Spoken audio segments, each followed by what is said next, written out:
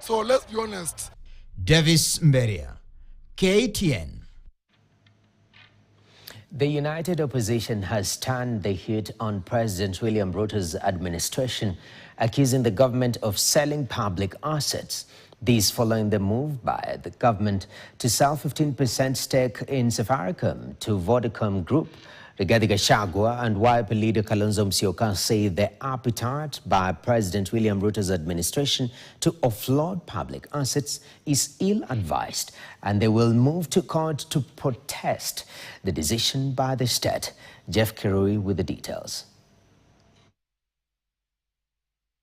Days after the Kenya Kwanza administration sold the government's stake of 15% in Safaricom for 240 billion shillings, the united opposition is up in arms. Speaking in Kasarani, Nairobi, while attending a church service, DCP party leader Rigathi Gachagua and Wiper party principal Kalonzo Musyoka have opposed the move, saying public participation ought to have been conducted before offloading the shares.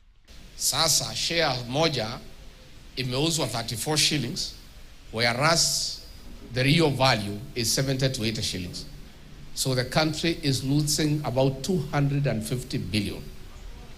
And we agreed, are going to file a serious petition to stop the auctioning and the sale of Safaricom Kenya. The united opposition insists that the sale is not in the interest of Kenyans, terming it as irresponsible desire to plunder strategic public assets. It is simply because somebody somewhere wants a cut. And a cut, as Rigiji has explained, one share at 34 shillings, originally now at 72, and you are selling it at 34, you can imagine if you sell it at 50, mnakubaliana, how big is your share? In a space in our country where Ruto is selling everything that is working. Mambo ya Kenya pipeline, ameuza. Kenya port, ameuza. Airport, ameuza.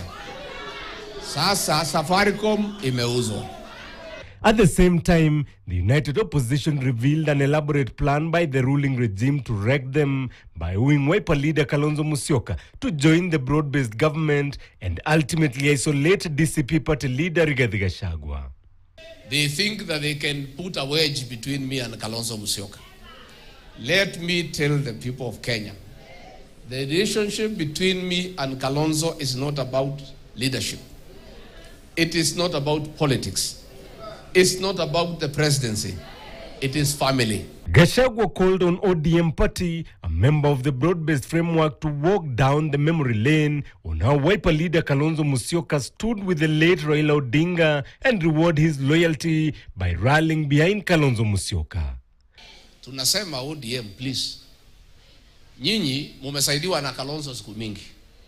Sasa mkitoka kwa Kalonzo muende kwa Ruto, si mutapotea? Tunasema mkuje tuketi karibu. Hata kama mutaki kuketi na mimi, si muketi na Kalonzo, mmekuwa na yeye mwaka 15. Jeff Kirui, KTN. And on that particular note, you ask yourself what's coming up on Monday. For the Bold newspaper, The Standard, the top story is wildebeest blockade. The rhythmic thunder of hooves that marks what many regard as the eighth wonder of the world. The annual wildebeest migration in the Masai Mara may soon fall silent. This follows a presidential directive allowing a hotelier, the Ritz-Carlton, to erect structures within the migration corridor, a move conservationists warn could disrupt the fragile ecosystem. Conservationists are beside themselves with consternation as they seek court orders to halt the calamitous decision that offers only short-term financial gains for a handful of powerful government figures.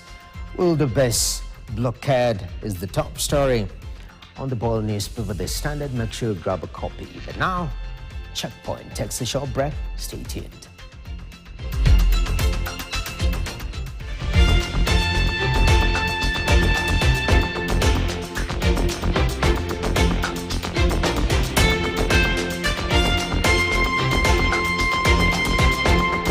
Every now and then,